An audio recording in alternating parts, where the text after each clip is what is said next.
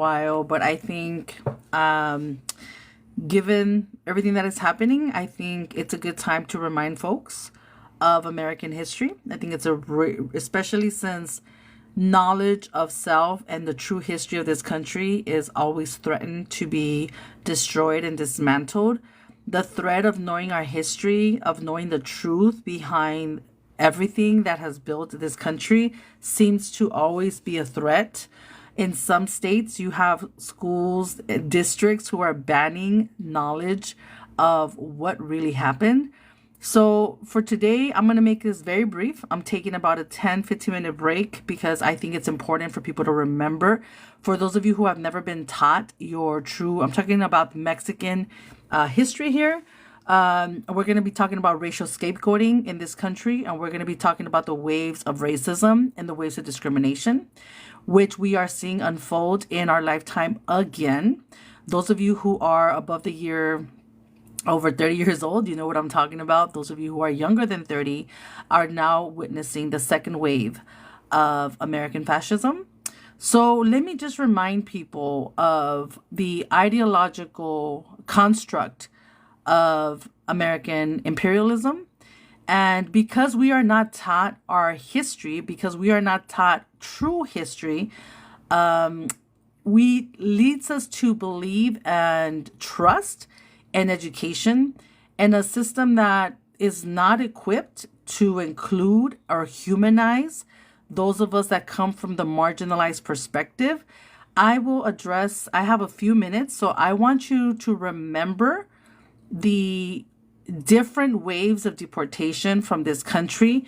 And we're not just talking about people from so-called Latin America. Every time there is a huge economic disruption in this country, the American sport of racial scapegoating seems to always win. And it's a different ethnic group every time.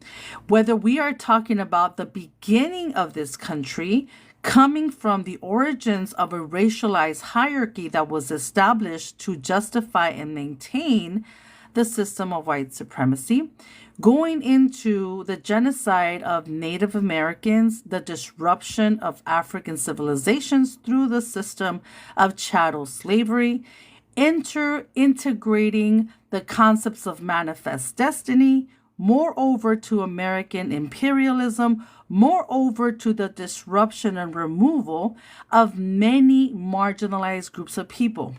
Let me give you a historical review. The majority of people in this country are uneducated when it comes to the real history. We are given a very sanitized, a very Eurocentric history. So let's go back in time. Let's understand the ideological foundation through which this country thrives and continues to demonstrate its power and authority. And to do so, I will start with, this is not the beginning. This is only a review, okay? So get ready for this historical lesson. My name is Citlali. I am a historian. I have been studying this for 27 years. Here are the receipts of white supremacy. So get ready. All right. In today's history class, we are going to learn about the racialized imagination of white supremacy. After centuries of occupying this land called Abya Yala, Turtle Island, by hundreds, if not thousands, of Native American nations and tribes, we get this approach, right? We have to think about manifest destiny, okay? Manifest destiny. What is manifest destiny? Let's pay attention to what this is. Okay. Manifest destiny is a concept created out of white supremacists' view of power and westward expansion. It was first expressed in an editorial published in July-August 1845 issue of the Democratic Review. Manifest destiny was founded with the belief that the United States was destined by God to expand their domination and spread of capitalism and democracy to the entire North American continent. The ideology fueled the racial hierarchy that placed all people of color as inferior and justified the displacement of Native and Mexican people decades to come. So here we go. Let's jump into American history. Okay. When when the Mexican-American War ended, these were the promises made by the Treaty of Guadalupe Hidalgo. In February 2nd, 1848, the promise to 115,000 Mexicans was the following. The Mexicans shall be incorporated into the Union of the United States and be admitted at the proper time to be judged of by the Congress of the United States to the enjoyment of all the rights of citizens of the United States according to the principles of the Constitution, shall be maintained and protected in the free enjoyment of their liberty and property and secured in the free exercise of their religion without restriction. That was the promise of the Treaty of Guadalupe Hidalgo. And for folks who do not know this history, so after the Mexican-American War, this is a territory that was taken, right? The United States imperial country, okay? So just so you know some geography here, okay? So we also get how were government officials trying to justify the continued theft of Native American land and then Mexican land. So let's meet some of these fine people who had really particular ideas. So these are the receipts of white supremacy. These are the history lessons that we should learn before we respond to the racism and white supremacy today. Let's take a look, shall we? In 1848, Congressman Daniel Dixon justified the U.S. expansion of the Southwest by arguing that Mexicans were related to the aboriginal races who can neither uphold government or be restrained by it, who flourish only amid the haunts of savage indolence, and perish under if they do not recede before the influences of civilization. What a mighty fine white supremacist. Then we get another white supremacist. And this one, they're trying to understand how are they going to racialize Mexicans since now there's 115,000 of them coming into this land that was taken from Mexico. He says, this is Sam Houston, American soldier and politician, 1848. The Mexicans are no better than Indians, and I see no reason why we should not go in the same course now and take their land. What are we looking for here? We're looking at the ideology of white supremacy. So, decades later, 1897, we get the very conflicted American government really having a hard time trying to say, how are we going to make these 115,000 Mexican citizens if by the American Constitution definition of citizenship, you had to be white? Pay close attention here, class. This is really, really important. Okay, so how does whiteness come into play here? Well, at this particular point in time, only white people were allowed to be citizens and naturalized Africans. This is after the Reconstruction era. This is after the passing of the 14th Amendment. So we have to keep that in mind. How are they going to navigate 115,000 Mexicans into this new land? Well, we have a case of R.E. Rodriguez, 1897. You have Mexicans who are applying for citizenship. And this is what happens next. This lesson that I'm sharing with you today is going to help you understand how many of our people, and not everybody, but this push to whiteness. Whiteness is a gauge of privilege and power in this country. So this gentleman, Jose Rodriguez, applies for citizenship, submits his application, but then the attorney who looks at his application, who takes a look at him and then determines the following. The applicant is a native-born person of Mexico, 38 years old, and of pure Aztec or Indian race. Now it's clear from the appearance of the applicant that he is one of the 6 million Indian unmixed blood. If an Indian, he cannot be naturalized. Uh-oh, we have a problem here, because in this country only white folks were allowed, or black folks after the end of Reconstruction era through the 14th Amendment were allowed to be citizens. So how are they going to navigate this? We have different cases talking about how the racialization of Mexicans as Indian was not going to work out. Indian blood bars Mexicans as citizens. So this forces this whole notion of whiteness to be reconsidered and challenged. Eventually, this applicant is given citizenship. However, I want you to pay close attention to what this individual says when he is being identified as indigenous. It is really important for us to understand the psychology of white supremacy, the psychology of colonization, and the psychology of survivor. Okay. So this gentleman, Mexican, who was applying for citizenship, was initially denied because Attorney Evans looked at him and said, he's a full-blooded Indian, and because he is full-blooded Indian, he cannot be naturalized.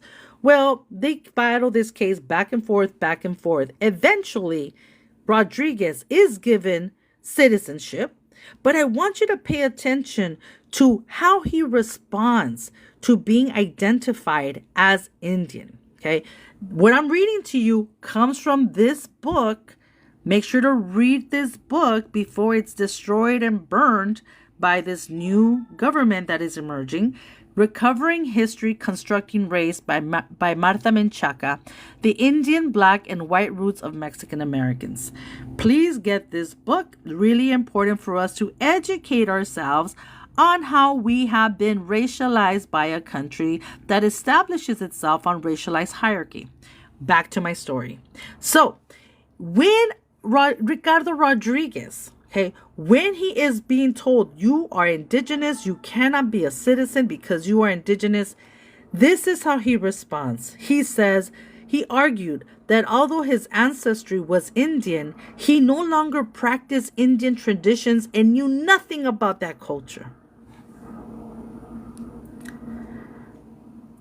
So, this is showing us how an individual is applying for citizenship, is denounced based on racially looking indigenous, right? And then he reclaims, wait a second, right? I might look Indian, but I have nothing to do with that. I don't practice those traditions. I know nothing about that culture. I need us to pay very close attention to this type of behavior and response to the threat of citizenship. Through this landmark civil rights case, Judge Thomas Maxey confirmed that neither race nor special levels of education could be used to deny U.S. citizenship to anyone. The argument that Mexican Tejanos were not eligible to vote because they are not white or black could no longer be used to alienate them from becoming citizens. According to Zaragoza Vargas, a Mexican-American historian, in essence, the decision confirmed the legal right of Mexicans as white, further cementing their right to vote. Now, they were forced, right? This idea of whiteness was forced to make an exception because there were so many Mexicans that were fighting for citizenship, but they were conflicted because in the Treaty of Guadalupe Hidalgo, it was promising these specific privileges. So we are getting into the topic of white supremacy, citizenship, and who gets to belong here and who does not. This has all been orchestrated and created by these systems of white supremacy that we are not taught in school. We are not taught to be critical about history. We are not taught to be critical about race and how these racialized hierarchies were created. We have never made it about race. We as people of color have never made it about race. We have always been on the receiving end of racialized ideologies that have tried to define our humanity and our worth based on racialized hierarchies. There is no and ifs or buts about it. So if people are trying to jump on board saying, "Oh, you're talking about race, you're talking about race," well, homie, you all invented this concept of race. You all placed yourself in the hierarchy of race, and now people who are responding to racial oppression, colonial oppression, are now gaslighted into believing that we are just making it about race. We have never made it about race. Race has always made about us. Racial ideas have always been constructed against us. And who I'm talking about us, I am talking about people who are non-white. Okay, we're talking about non-white people. Okay, we are talking about us. So let's continue having this conversation. I don't have much longer, but I need you to understand the danger of these philosophies, because eventually this person who was applying for citizenship was told, you cannot be citizen because you're Indian. So this gentleman responds, well, I have nothing to do with that. I might look like this, but I have nothing to do with that. It is important that you understand this psychology, because it is a psychology of survival. It is a psychology of white supremacy that forces people to denounce who they are in order to receive the privileges of white supremacy that come codified in a racial identity. And although this racial identity was no longer going to be used for citizenship, it still holds truth in courts today. Let me continue sharing why this is important. You have people, and this is a Mexican person who was being denied citizenship because he was indigenous, right? Exactly. I am giving you a historical example of the continuous behavior and attitudes found in our communities today, where we are denouncing who we are in order to gain the privileges and imaginary protections of white supremacy. Let's continue. So, we then have the very early constructions of the civil rights movement when it came to the Mexican, Central American, and South American people. Let's pay attention to how they're trying to use whiteness as a point of entry into privilege. In 1929, one of the earliest organizations that fought for civil rights was created, the League of United Latin American Citizens, breaking down barriers for Mexican Americans in education, employment, and health services. They used the court systems to confront the racism against Mexicans.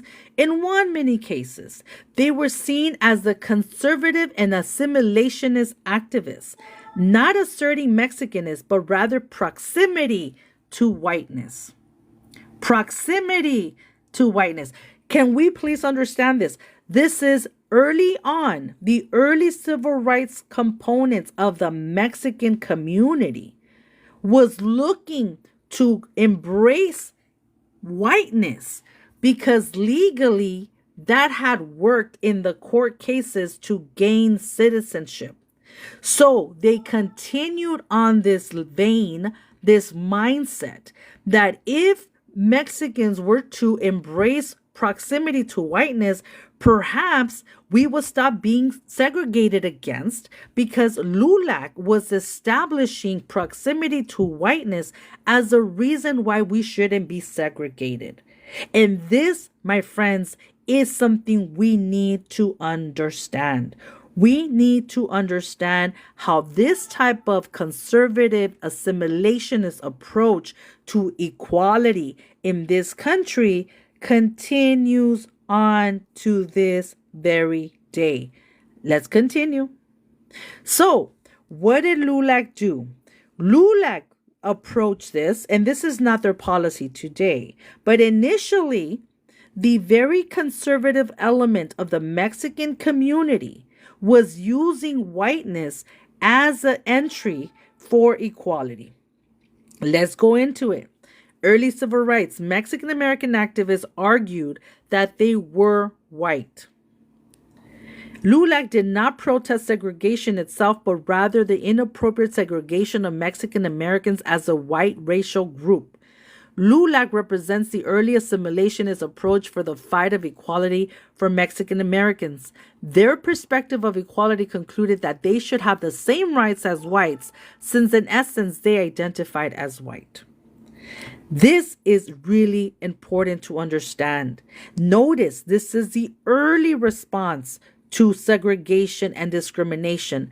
The following generations that came from this generation, they understood that whiteness did not exist outside of the legal content. You have the emergence of the Chicano movement. You have brown youth who are saying, wait a second, this whole idea of whiteness is not materializing. We are not getting the benefits or the privileges of whiteness that was so hard proclaimed for. And therefore, you see a push away from this approach by early Chicana, Chicano, Chicanx activists who denounced this because this did not materialize into upward mobility for millions of people. Let us continue. In 1932 to 1936, we are going to talk about the first case of massive racial scapegoating of Mexican Americans. There is a Great Depression in this country. And who's to blame? They blame the Mexican population. And what happens? They plan massive deportations. They deported 1.8 million Mexicans to Mexico during the Depression. And get this, over 60% were U.S. born citizens. 60% born in the U.S. The federal government used the campaign of repatriation and attacked the Mexican population as a scapegoat for the economic crisis and creating an atmosphere of fear and anxiety. Okay? This is what happened about 100 years ago. This is what happened about 100 years ago. This is not it, though. This is not over. Not over yet. Let's go into it. Okay? We are now going to get into Brown versus Board of Education, the pre-trial, the pre-case, Mendez versus Westminster. Okay? So in the 1930s, they deport 1.8 million Mexicans, out of which 60% were U.S. born. That is happening. At the same time, in our community, we are not earning or gaining entrance into any of the privileges of this so-called white identity. Okay? So what do we have? We have the segregation of Mexican schools in many districts throughout the U.S. The case that we're going to look at is the Mendez versus Westminster case. Okay. So if Mexicans were legally white, why were they still segregated? They had to come up with some other excuse to say why we didn't belong with white students. Okay. Here we go. This is what the Garden Grove School District superintendent had to say about why he believed in segregating Mexicans. Okay, this is why he believed in segregating Mexicans to this. Mexicans are inferior in personal hygiene, ability, and in their economic outlook. The superintendent further stated that their lack of English prevented them from learning Mother Goose rhymes and that they had hygiene deficiencies like lice and pedicle tuberculosis and generally her dirty hands, neck, face, and ears. These, the superintendent stated, warranted separation. So, this is the case where we have Mexican schools being created and where Mexican students are being segregated. Although legally Mexicans are considered white, according to the courts, that whiteness is not translating into social spaces, into spaces of education. So what happens? We get this case. Okay. This case in 1947, the Mendez versus Westminster case, ended the segregation of Mexicans in white schools. Okay. But mind you, we have to be very clear that this case did not say that Mexicans were being discriminated based on racial identity. Because according to the courts of justice, Mexicans were legally white. Legally white. Okay. So coming into more examples here. So that's the first wave of massive deportations, right? So they deport 1.8 million Mexicans in the 30s. And then guess what? In the 40s through the 60s, now the U.S. needs labor. Now the U.S. is in great need of labor, and they're not getting enough people within this country to provide labor, cheap labor. So what do? They look at Mexico and they create the Bracero program. The Bracero program is responsible for creating labor contracts between the Mexican government and the American government. Okay. Through this program, okay, let's look at how it was started. As a result of labor shortage of World War II, a set of diplomatic agreements between the U.S. and Mexico, known as the Mexican Farm Labor Agreement, in which 4.6 million braceros came to work fields and railroads, lived in poor living quarters, and were not compensated as promised. Most settled and became U.S. citizens. So this began in the 40s, right? After the Great Depression, now they established that there's a need for cheap labor. So who do they go and get? They go and get a contract with Mexico. So don't give me this story that Mexicans are just coming over. Mexicans. No, the U.S. has sought out Mexican labor throughout the decades. It is a two-way street. It is a two-way street. And then if this is not enough, they then turn around after they were desperate for our labor, right? Through the Bracero program. Then in 1953 to 1954, they create Operation Wetback. Okay. So now there's too many of us. Okay. So do you see this constant wave of, oh, we want you, no, we don't. We want you, no, we don't. Okay. What was Operation Wetback? That's the actual name of this policy. It is the name that has been referenced by the new king coming into the monarchy next year. The short-lived operation used military-style tactics to remove Mexican immigrants, some of them American citizens, from the United States, though millions of Mexicans had legally entered the country through joint immigration programs in the first half of the 20th century, and some who were naturalized citizens who were once native. Operation Wetback was designed to send them all to Mexico. So then we have as many as 1.3 million people may have been swept up in Eisenhower campaign called Operation Wetback.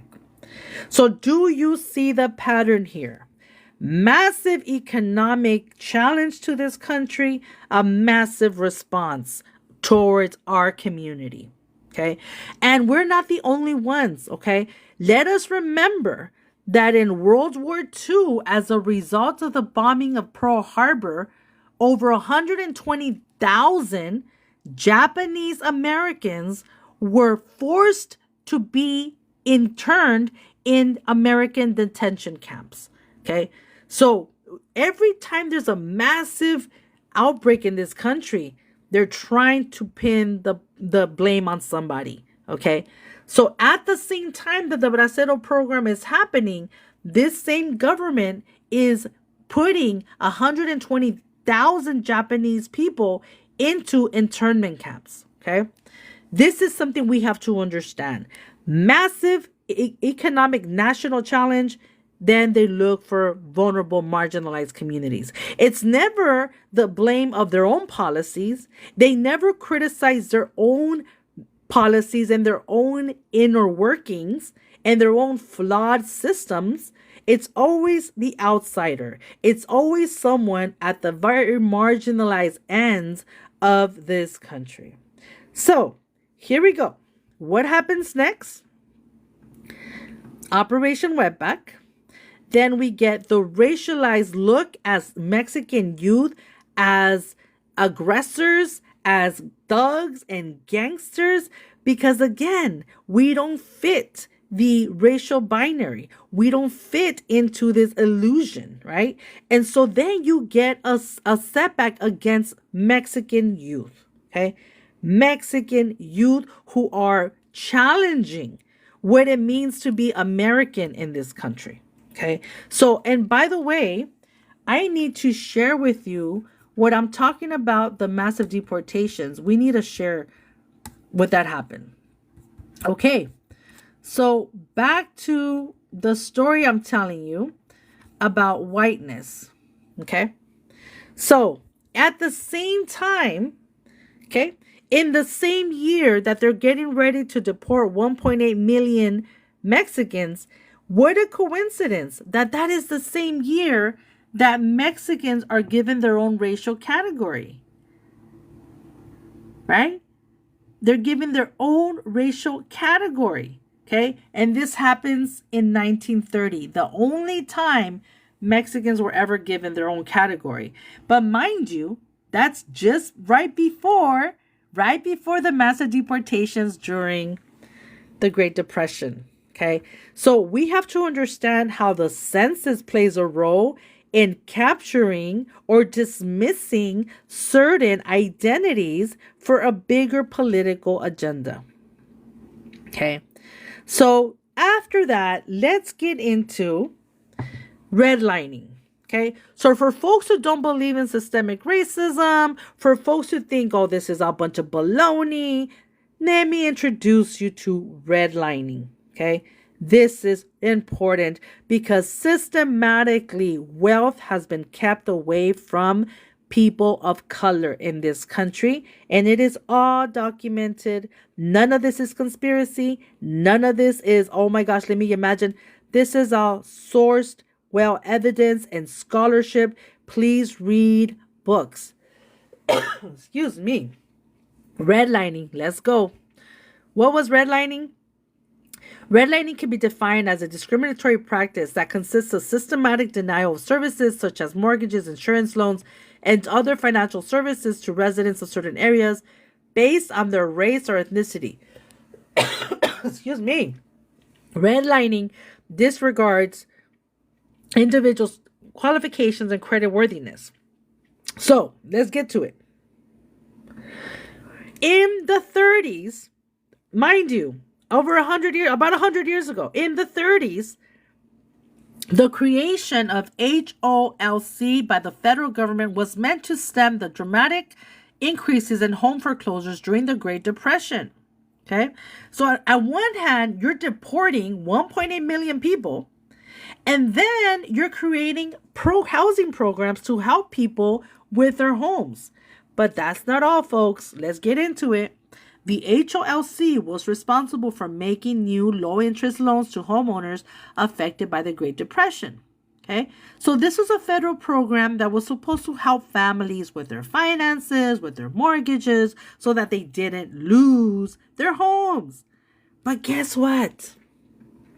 It turns out that this program started to select who would get these loans based on their residential areas of residency, okay? So they started creating maps, okay, where they're like, well, if you are applying for this loan and you come from an undesirable area of this map, you are going to be denied these federal loans, okay? So redlining, you need to know about redlining. Community groups in Chicago's Austin neighborhood coined the word redlining in the 60s, referring to literally the red line lenders and insurance providers admitted drawing around areas they would not service. In the 30s and 40s, there were virtually no legal obstacles to lending discrimination. Redlining, not yet given a name, was simply considered to be good business. Okay? So this all ends in 1968, where the Fair Housing Act comes in. But guess what? The Fair Housing Act of 1968 did not offer reparations to the previous families, in which 98% of these FHA loans were given to white families only. 98% of FHA loans from 1930 to 1968 were received by white families only. So when we are talking about generational wealth, when we are talking about generational discrimination, we must know about redlining policies and the mortgage system and how it's all interconnected together. 98% of FHA loans were given to white families only. 98%. Okay. So when we're getting into this, all of this is connected in the following ways. When we're looking at wealth, when we're looking at the conversation of who belongs and who doesn't belong. And let me go back to whiteness for a little bit. Let's go back to whiteness. The census, because race is a social construct, we're constantly, right? Are the identities that we choose to use on the census reflect our own understanding of self. Okay. So where you can do, these are slides from my classes I teach. These are my creations, but I'm sharing them with you here. If you go on my YouTube channel, you will find more than 120 videos of me talking about all this. So go on YouTube under Mexican Excellence. I've been doing this for 27 years. There you go. Okay. So what do we have? Let's continue on this conversation of whiteness. Okay. On the conversation of whiteness, I need you to pay attention here. Okay. Almost half of those. So in the year 2000, okay, the census of the year 2000, I need you to pay attention to this. Almost half of those who reported their ethnicity as Latino reported their race as white. Again, this whole idea of whiteness as privilege, whiteness as proximity, whiteness as power, right? So check that out. That was in the year 2000. Almost half of those who reported their ethnicity as Latino reported their race as white. Okay. Now, 20 years later, in the 2020 census, the number of people of Hispanic or Latino origin who identified as white alone decreased by 5.29%, down from 26.7 million to 12.6 million over the decade. Okay, so these are not new people. This is the same people changing their racial identity, right? And because race is a social construct, this is from the census website. If you go to the Pew Research and census records, all of this comes from the census website. Okay, so we have new reports. So check this out. Right? 2010, let's go here.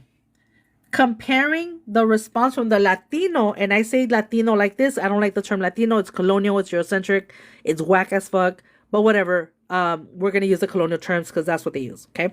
So let's compare the results from 2010 to 2020. Okay. So it says self-reported total Hispanics. 2010, self-reported, people that identified as Hispanic Latino, 47 million, okay? 2020, 54 million, okay? White alone, check this out, people that reported their white identity, the race, white alone, 22, okay? 22,559,361, okay? 47% in 2010, and then in 2020, 9,591,226. Okay. So there is a decrease. There is a distancing, right? Over 10 years. Well, you have to understand what happened between 2010 and 2020 that so many people in the so-called Hispanic and Latino community were like, I thought I was white. But the way I've been treated, the way I've been discriminated, I don't think I am white. Okay. So this is what we're looking at. The conversation, the source is right here. The data is right here. So when we are looking at this distancing of who we are in hopes and in a dream that we can gain acceptance into whiteness, right, continues to plague our community. Okay?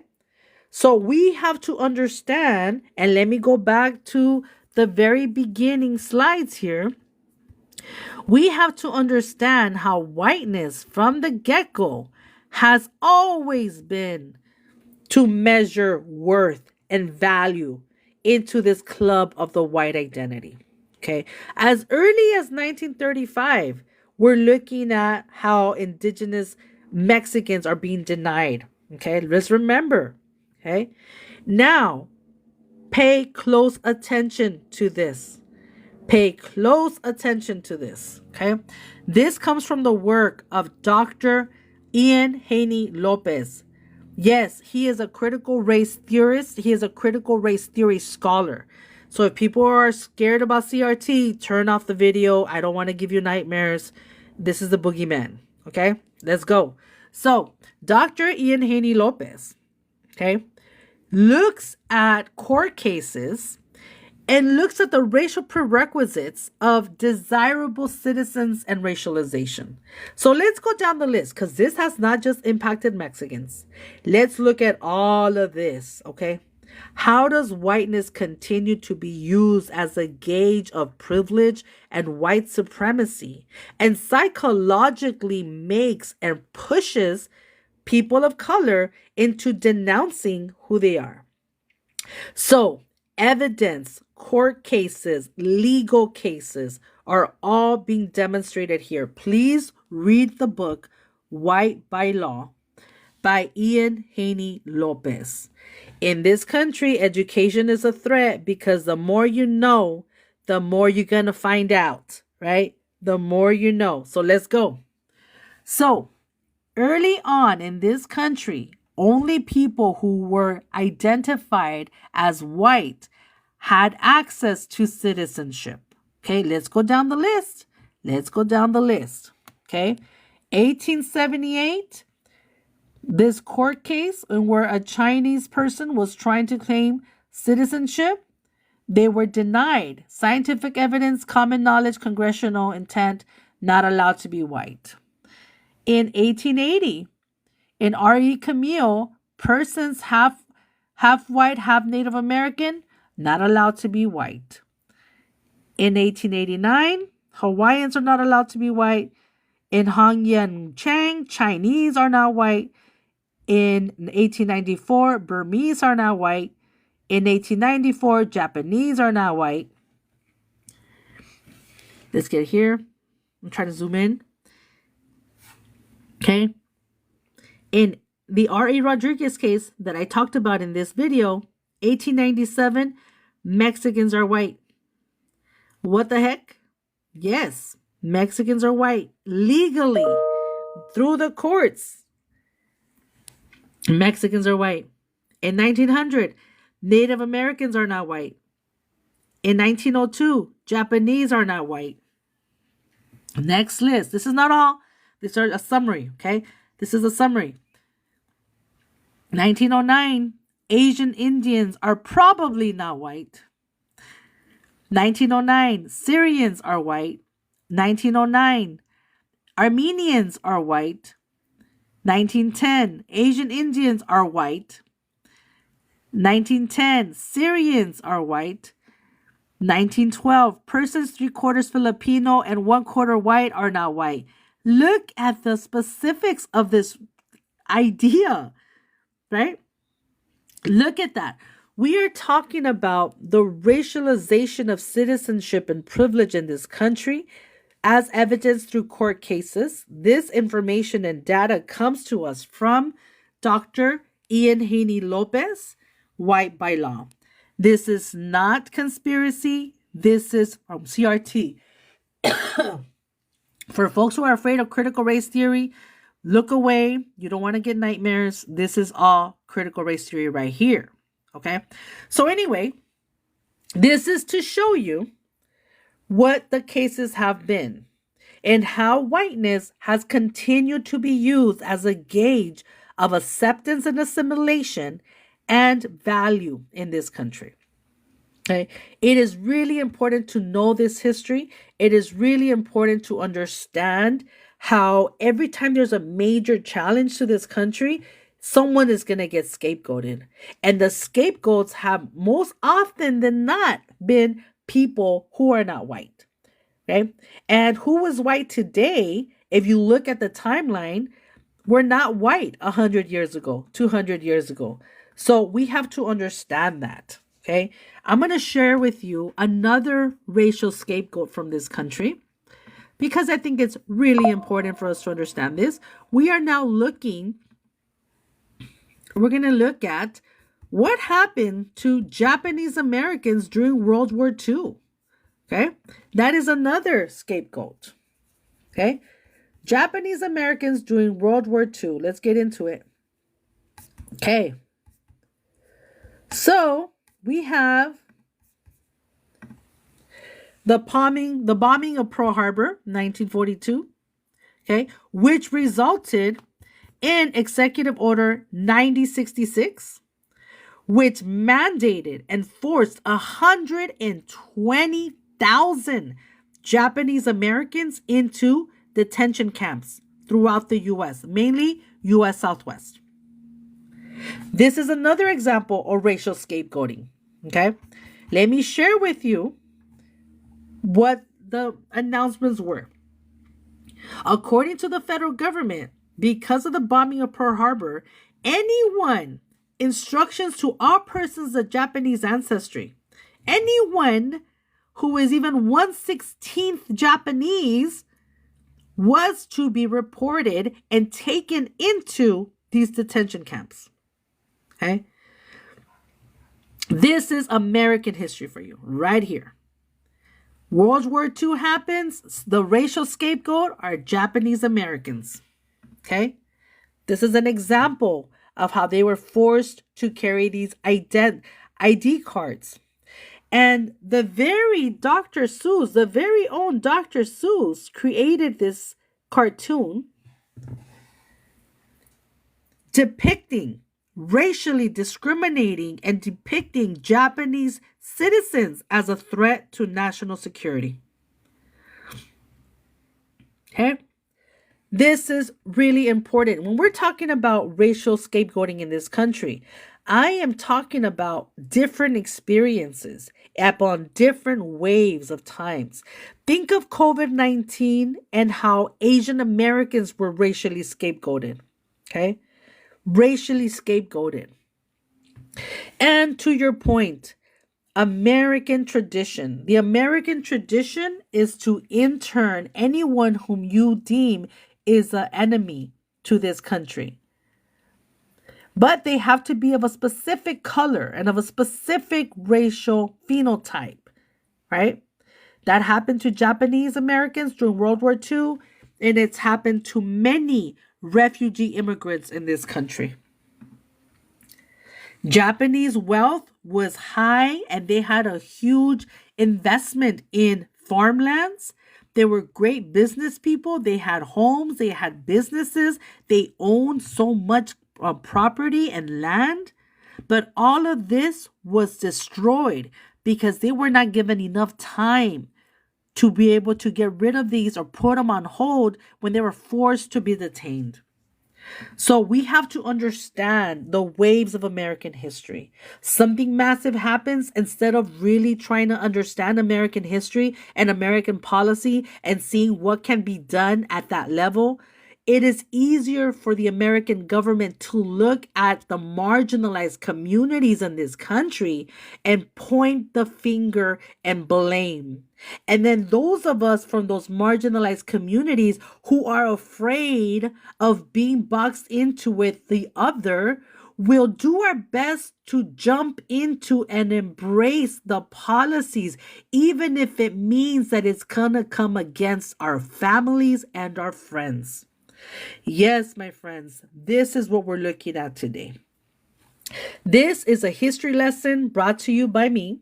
And let's talk about racialization because, as a reminder, I talk about race a lot, not because I want to, but because it has been invented to keep us away from developing our financial potential.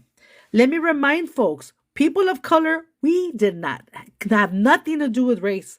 It was invented by European settlers upon their journey of trying to justify racial, human diversity as a way to discriminate and enslave. So let's make sure, let's get that clear, okay? People of color did not invent the concept of race.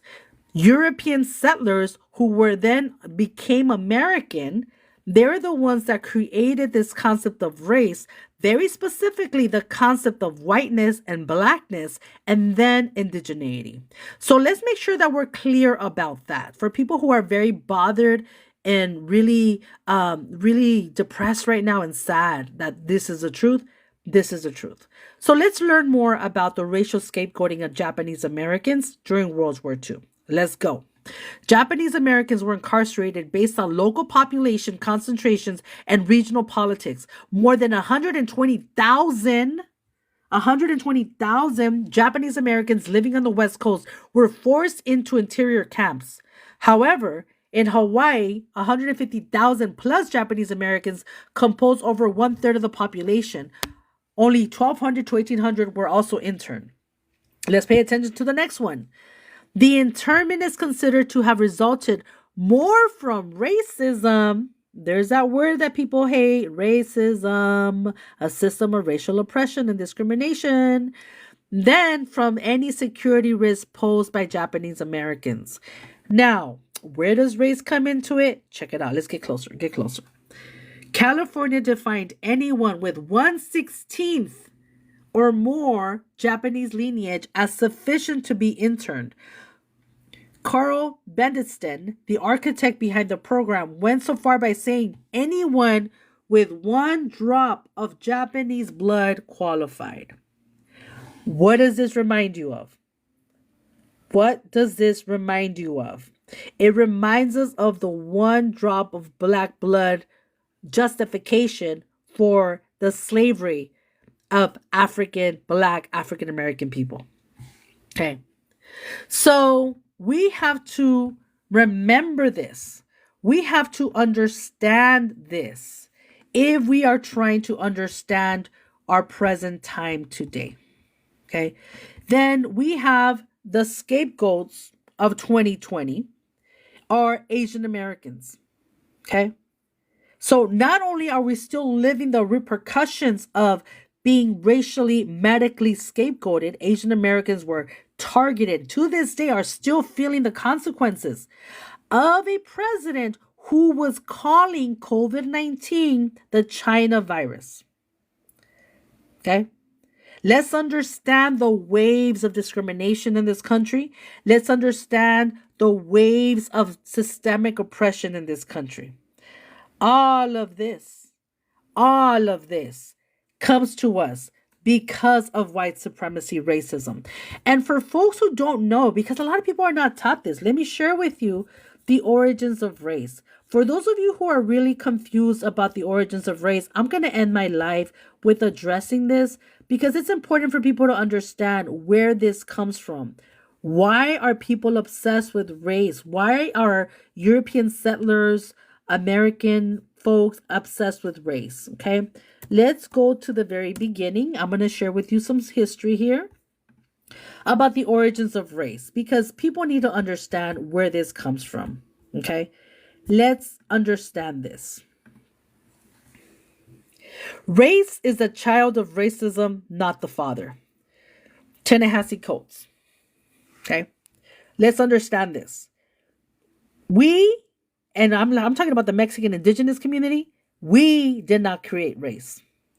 No one understood race in the way that we understand it today until the middle of the 1600s, right? In the middle of the 1600s, this idea gets orchestrated and becomes institutionalized into education, into the sciences, into any type of understanding of human diversity. Okay. So when was race created? Why was race created? Let's understand this. Okay. The concept of race came after the enslavement of Africans. The concept of race came after the enslavement of Africans. Let's understand that. Okay? Let's understand that. Let's get it very, very clear. 1619, beginning of enslavement of Africans in Virginia. This is what got started. Okay, now we're going to get into this, okay? Let's understand this. This group is what officially launched the practices of enslavement in the colonies. European indentured servants had contracts that ended. White European indentured servants were also under bondage, but their service was contractual until it became racially codified. They were considered fully human. The distinction of these two populations was later constructed to fit the ideologies of racism and a racialized stratified society. Let's understand this. Okay? Let me give you this case. This is the last example. Okay? I'm going to give you the last example. I am a historian. I've been studying this. You can do a basic Google search for people who are not into research. Basic Google search. Basic skills to find out the truth. Okay. So what begins a racialized codified society in America comes to us after the initial enslavement, okay? After the initial theft of Native American land, after the initial disruption of humanities worldwide, okay? So in 1640, let's go back to history here. We have a case of the John Punch case. You have two white indentured servants and one black indentured servant who are run away from their master because they want to get free. They're tired of his ass. Okay. So they come together, they escape. Okay. They escape and they're caught. What happens when they're caught? This is what happens. The two white servants, as part of their punishment, they receive 2 more years to their indentured servitude. However, for the very first time in the colonies, John Punch received a lifelong sentencing of slavery. Okay? So this idea of blackness and whiteness gets created out of this need for the colonial elite to disrupt this unity. This is no bueno. If you are a colonial white elite, you're trying to keep everyone divided, okay? And again, this is not even scratching the surface, but I need you to know this, okay? I need you to know this. Here's some videos here. Okay, primary source. Let's get into it, okay? Let's get into it. You need to know this. In 1640, John Punch, a black servant, was sentenced to servitude for the time of his natural life for running away with 2 white indentured servants who were punished with 4 additional years. My bad, I had said 2. With 4 additional years of service. Punch's case marked the beginning of the legal codification of race-based slavery in Virginia. Do you see this? Do you see this? Okay? Do you see this? Racial-based slavery. So her folks are saying, oh no, this is all. No. They have to sustain. Once they start this practice of chattel slavery, how do you sustain slavery? How do you sustain white supremacy? How do you keep convincing people that this is humane? You use the sciences. You use medical branches to talk about this, okay? So this is where we get into scientific racism. Bam. And I'm going to end this with this, okay? Know your history. This little quick history lesson that I'm doing is for you to know your history.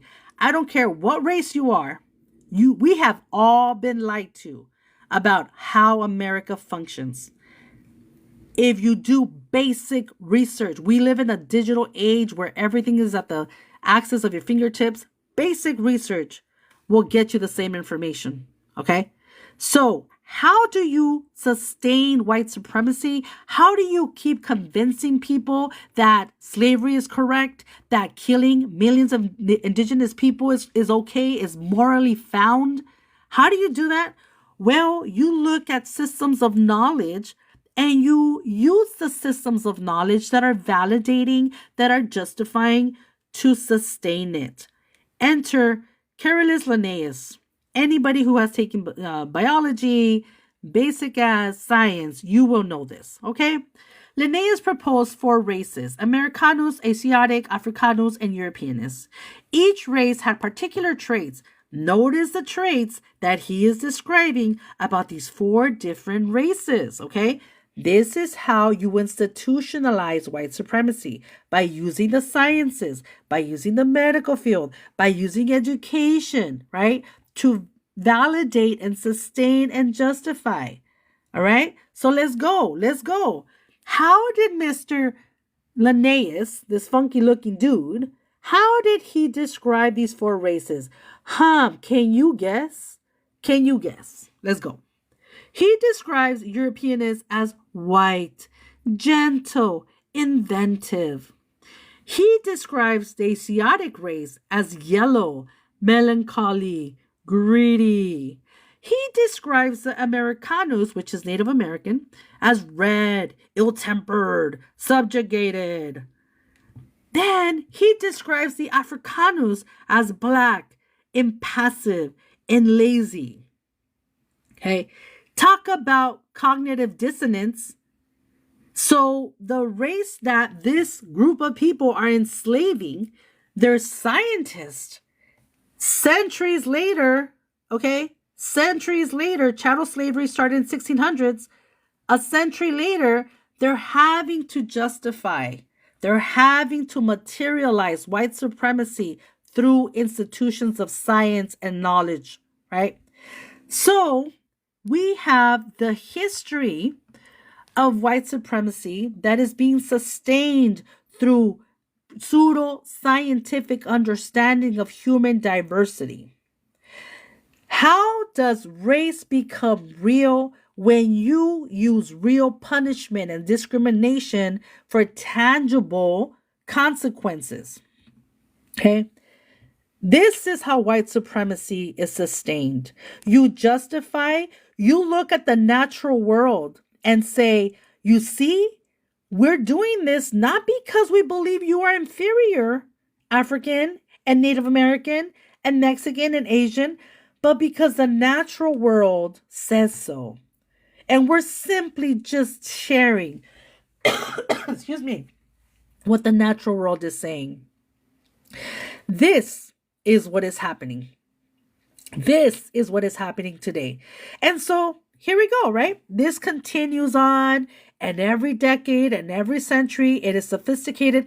Mind you, this is the sciences, the Enlightenment era. This is what Enlightenment means to Europe. This is what Enlightenment means to Europe. It means they are the enlightened ones. We are in the dark ages. We are uncivilized. We are the ones that are here receiving their mighty goodness civilization. Okay. So we go into, and it continues. Okay. Every century, they're finding new ways to try to determine who's less, who is more smarter, and always placing the European as a supreme being of power and knowledge and civilization, and everyone else is less. So this gets sophisticated over time because the system of slavery, the system of subjugating Native Americans is also being sustained over time. So how do you keep convincing people to be acting the same and keep subjugating people? You keep fine-tuning. You keep fine-tuning the institutions that give them knowledge. You keep fine-tuning the institutions that you use to place yourself as worthy, as credible, as an actual creator of knowledge. Okay, this, my friends, is white supremacy. And it is important for us to understand this, okay? Super important. So, Thomas Jefferson, and they do not want us to learn anything bad that the founding enslaving fathers gave this country or what they talked about. Okay. But this is all part of being critical about how we have been sold this product, this brand of Americanism. Okay?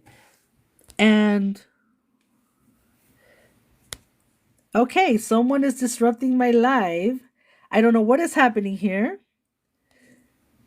but I don't know if it's being reported or whatever. Okay, never mind. Let's go.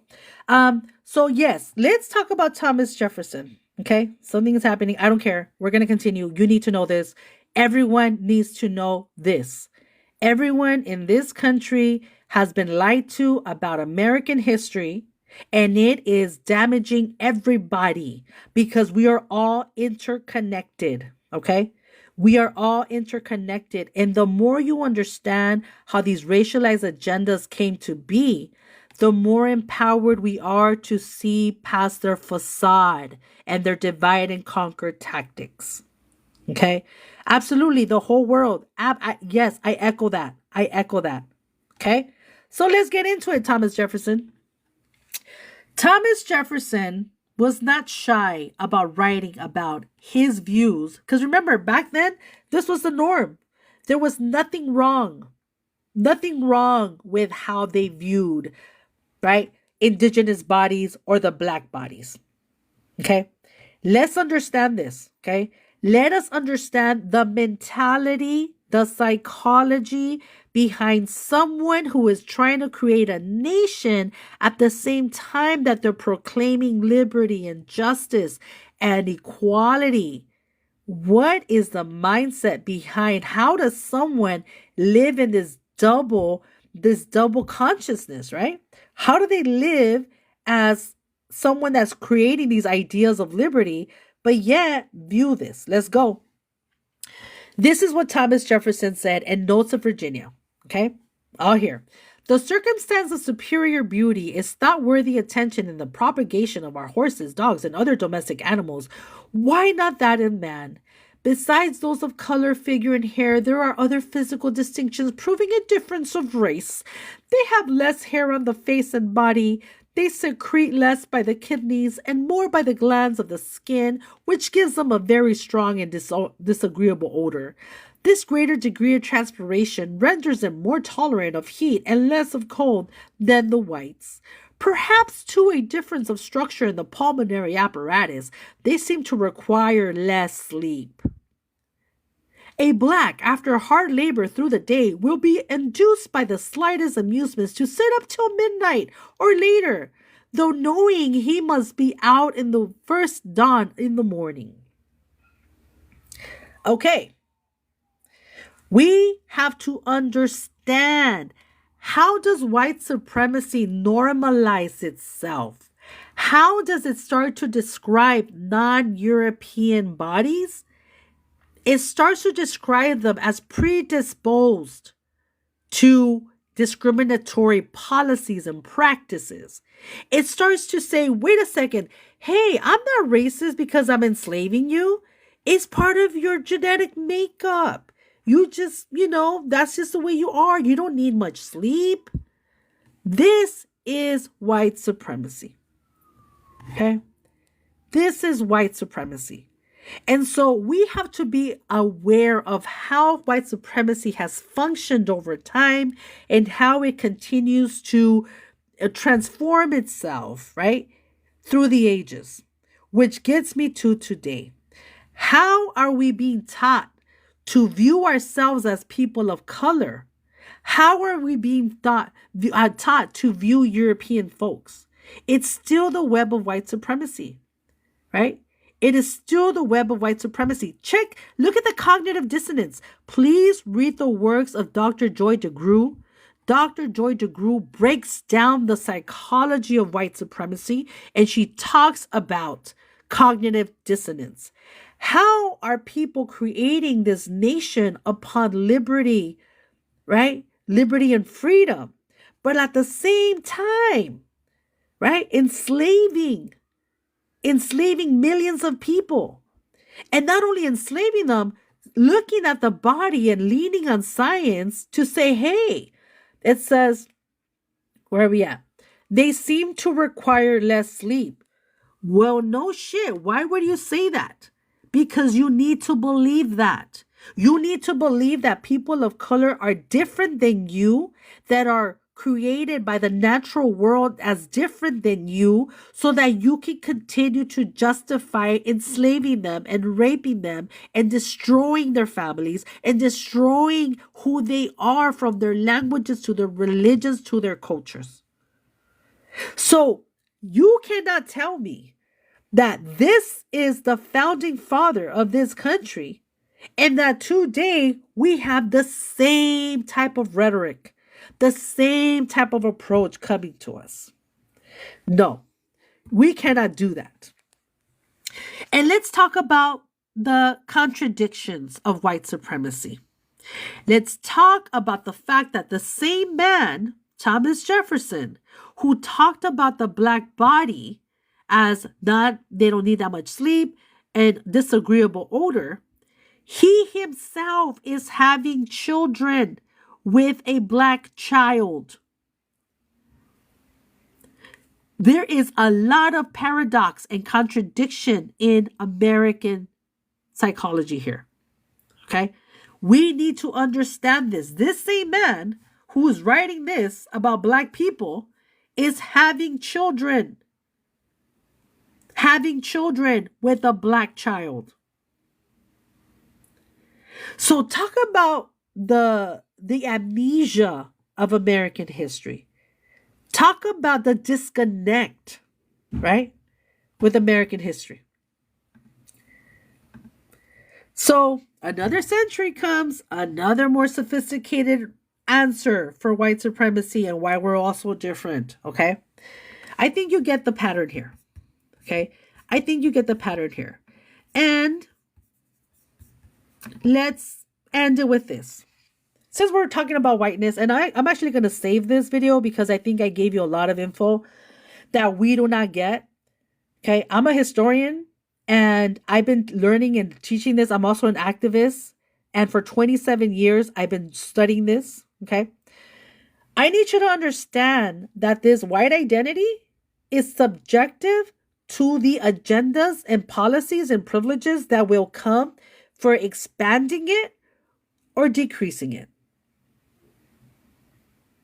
Okay. We need to understand this. Okay. We need to understand. Originally, white folks were only Anglo-Saxon. Only. That was it.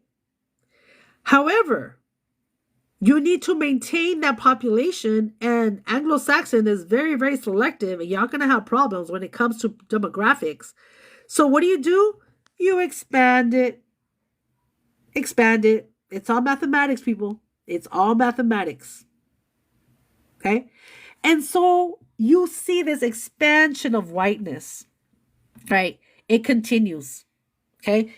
Originally, Europeans from Europe, Italians, were not wanted in this country. They were depicted just like Mexicans were being depicted, okay? But they gotta maintain their majority. So what do they start doing? They start making exceptions, okay? They start making exceptions. Okay? So whiteness, non-white. So then this becomes white and this doesn't become white. All right. So I want to leave it with that. And I need us to understand this. I really, really need us to understand this. Let me turn this camera around. Oh, goodness sake. They turn around. Yes, I did.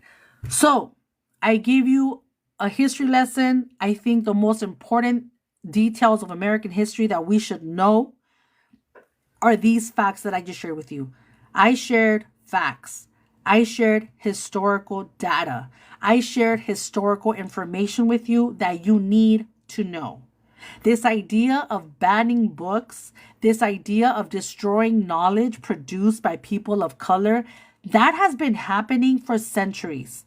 The original assaults on Native people, I am Mexican, right? I'm a de-indigenized Mexican person, okay? When I'm studying history and I'm learning how the original European settlers destroyed, burned down thousands of books created by Native people, that they created laws to keep us away from learning who we are. I learned about these cases in 1577 with a decree of 1577 that forbade indigenous knowledge. And then I look at these laws today about forbidding the knowledge of people of color. Time is not linear, people. We tend to think, oh, that happened so long ago, now things are better. Is it? Are times better? Technology doesn't take away the consequence of white supremacy ideology. All right, y'all. I've talked a lot. I got to get back to work. Thank you for tuning in. I have about 19,000 likes on this video. Learn. The best thing you can do is educate yourself. The best thing you can do is organize with people. Organize with people that don't look like you. Because guess what? White supremacy teaches us that we have nothing in common. White supremacy dehumanizes everybody. Everybody. No one is immune to the ideology of white supremacy. White supremacy dehumanizes everybody. We've all been lied to. So please educate yourself. Educate yourself. Read. I gave you sources. I gave you everywhere where all this stuff comes from. We owe it to our ancestors. We owe it to our children. If you have kids, you have an obligation to educate yourself. If you have nieces and nephews and people that you love, you have an obligation to educate yourself. All right, y'all. Stay powerful. Stay beautiful. Don't let anything tear you down. Because we have survived so many attacks against our humanity, and we are here. And we are going nowhere. And let me remind you that my ancestors and me, I've been on this continent for thousands and thousands of years. And I will continue to be on this continent for thousands and thousands of years. White supremacy is an attack on our humanity. It is a cage of our humanity. But it is not the end of our humanity. I need you to know that. All right, y'all. Stay beautiful, stay educated, keep learning, keep growing, share with folks, tell people you love them, tell people you're here for them. Let's keep going.